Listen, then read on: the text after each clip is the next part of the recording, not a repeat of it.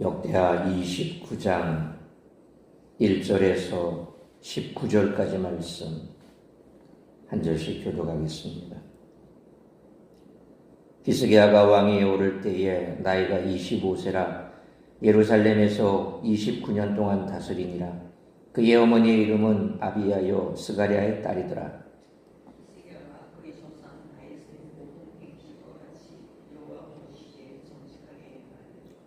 첫째 해 첫째 달에 여호와의 전 문들을 열고 수리하고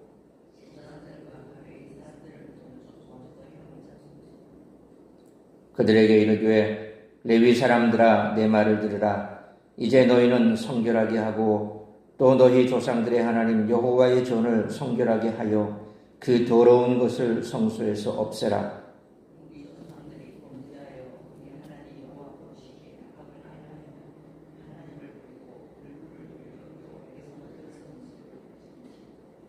또 낭실문을 닫으며 등불을 끄고 성소에서 분향하지 아니하며 이스라엘의 하나님께 번제를 드리지 아니하므로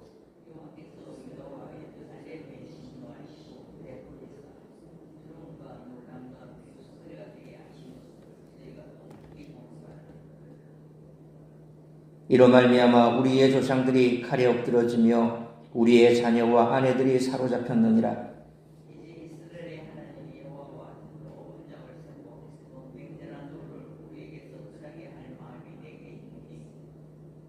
내 아들들아 이제는 게으르지 말라. 여호와께서 이미 너희를 택하사 그 앞에 서서 수종들어 그를 섬기며 분향하게 하셨느니라.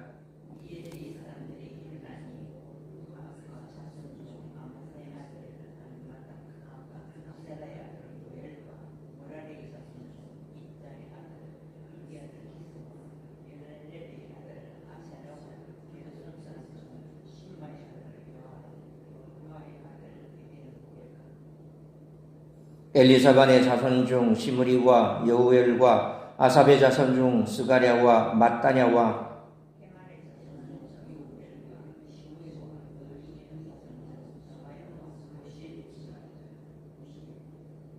그들이 그들의 형제들을 모아 성결하게 하고 들어가서 왕이 여호와의 말씀대로 명령한 것을 따라 여호와의 전을 깨끗하게 할세.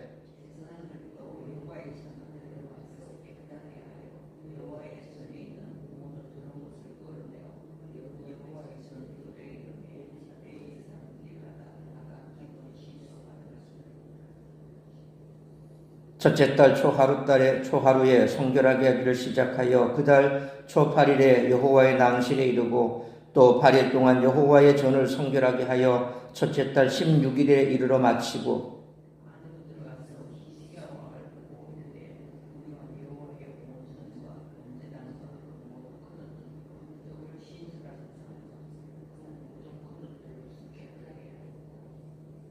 (19절) 같이 읽습니다. 또 아하스 왕이 왕위에 있어 범죄할 때에 버린 모든 그릇들도 우리가 정돈하고 성결하게 하여 여호와의 제단 앞에 두었나이다 하니라.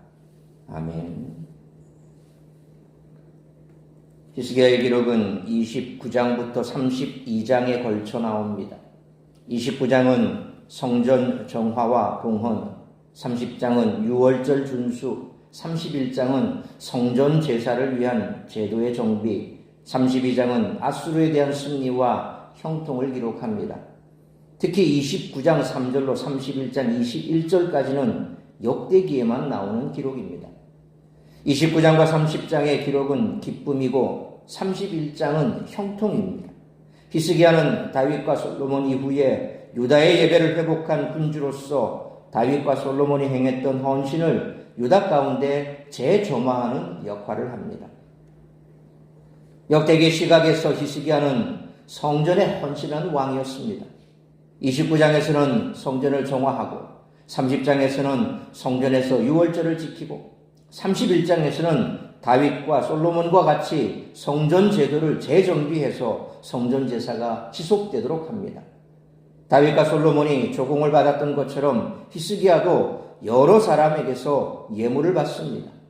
29장은 1절로 19절까지 히스기야의 등극과 성전 정화의 시작에 대해서 20절로 28절까지 성전 정화를 위해 속죄제를 바침에 대해서, 29절로 36절까지 성전 정화를 마침에 대해서 기록하고 있습니다. 아하스에 의해 성전문이 닫히고 성전에 불이 꺼졌는데 하나님의 불이 활활 타올라 히스기야의 마음에 옮겨붙어 성전을 다시 하나님의 임재로 타오르게 했습니다. 혈과 육은 하나님 나라를 유업으로 받을 수 없다고 하신 예수님의 말씀처럼 히스기야는 육신의 아버지가 아닌 하나님 아버지에 의해 하나님 나라의 신앙 계보를 이어갑니다. 아하스의 가치관과 히스기야의 신앙에 충돌하는 지점에서 히스기야는 아하스가 귀중하게 여겼던 혐오스러운 것들을 내다버렸습니다. 비록 오염된 성전일지라도 성소에는 제사장들만이 들어갈 수 있었기에 더러운 것들을 가지고 나오는 일은 제사장들이 담당했습니다. 인간의 마음 깊은 곳에 침투해 오염된 것을 찾아 없앨 수 있는 것은 오직 모세를 통해 주어진 말씀을 통해서만 실현될 수 있다는 것입니다. 거룩한 규정을 존중하는 히스기야의 명령을 볼 때 이미 그의 마음에 하나님의 말씀이 자라고 있었습니다. 진리의 말씀에 순종했을 때 진리가 아닌 것을 내어버릴 수 있었던 것입니다. 이처럼 잘못된 과거를 개혁하는 것은 아주 어렵습니다. 잘못된 옛 것을 고집하는 세력들이 존재하기 때문입니다.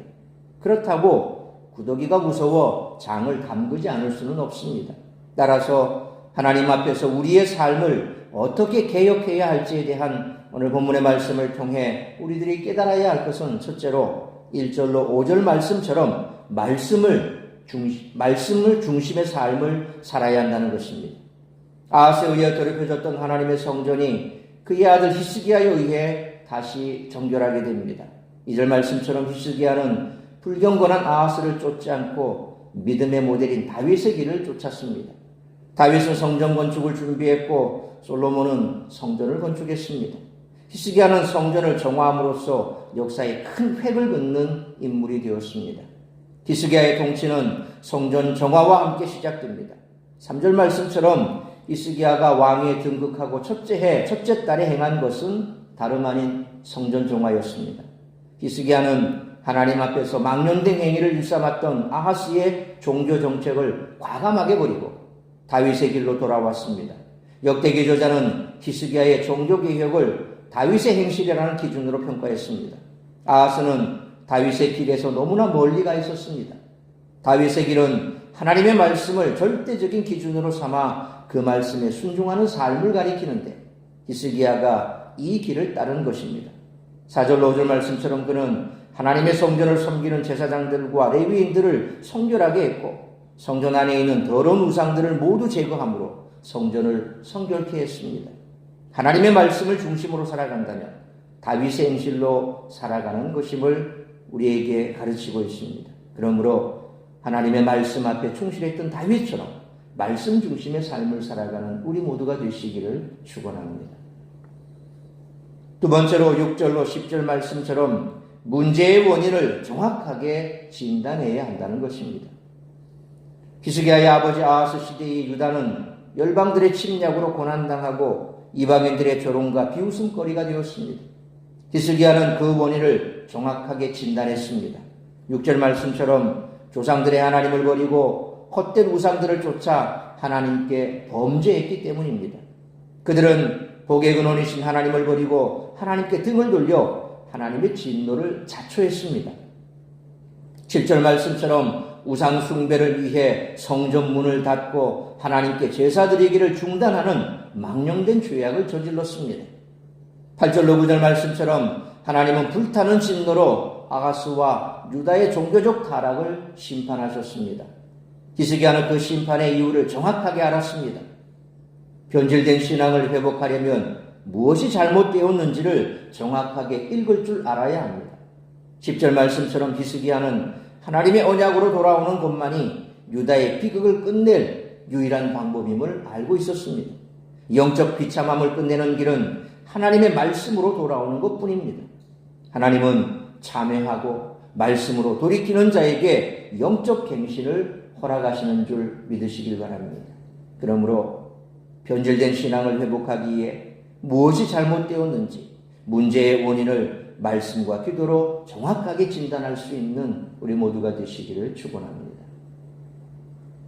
세 번째로 11절로 19절 말씀처럼 말씀을 표준으로 성결을 쫓아야 한다는 것입니다.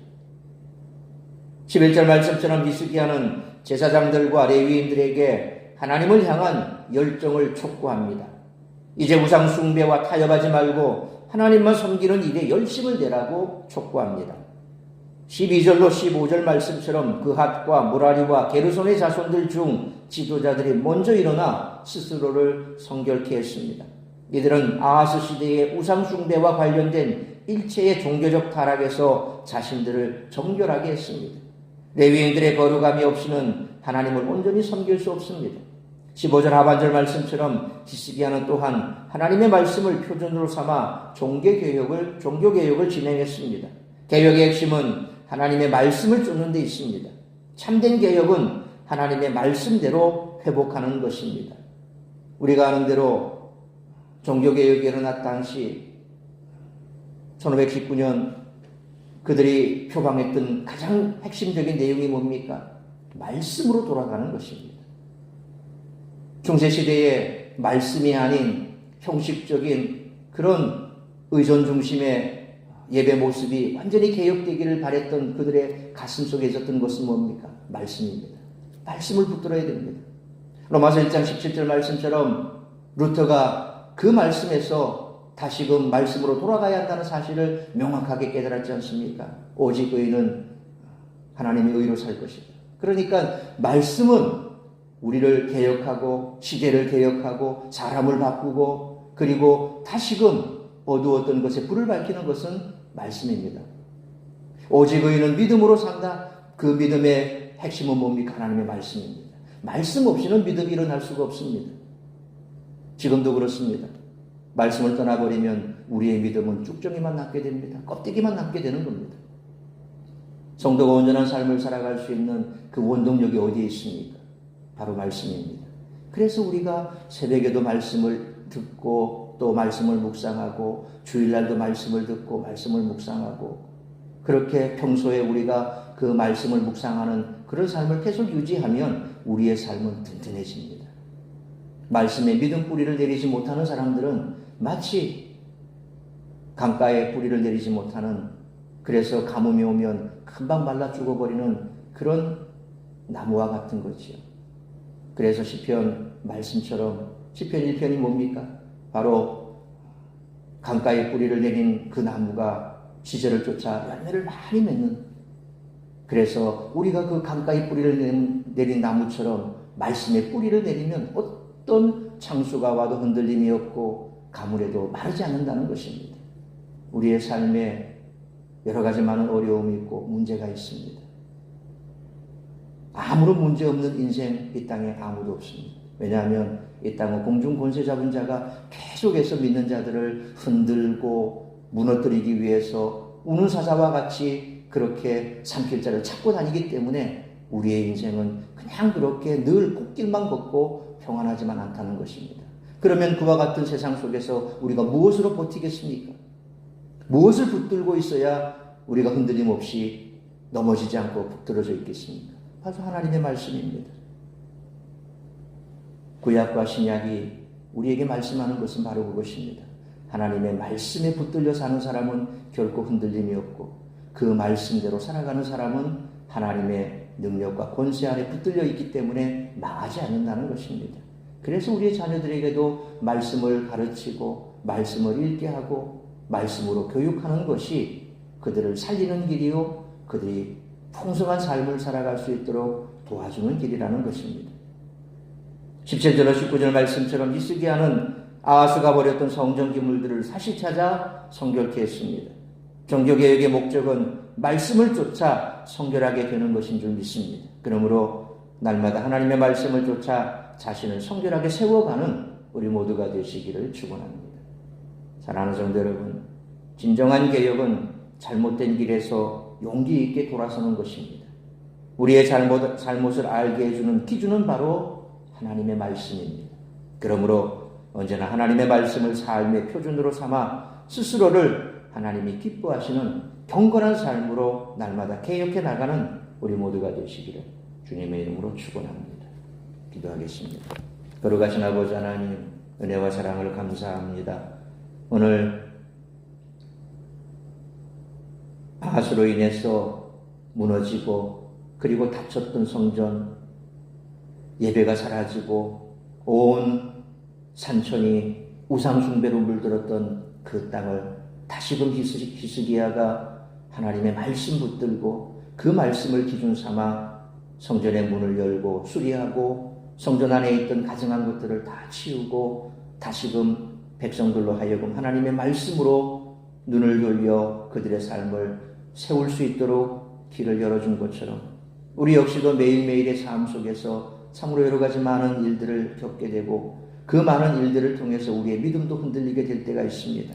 그러므로 다시 한번 하나님의 말씀으로 돌아가야 할 것입니다. 말씀 붙드는 삶을 살아야 할 것입니다.